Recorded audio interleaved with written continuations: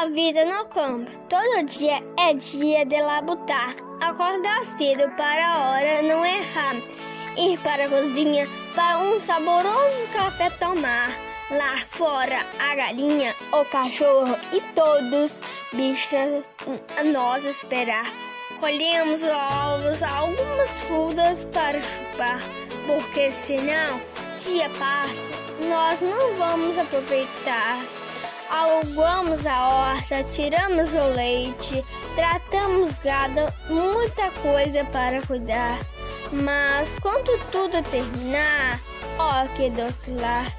Temos tanta beleza que no papel não dá pra contar. Debaixo daquelas árvores frescas é que eu vou estudar.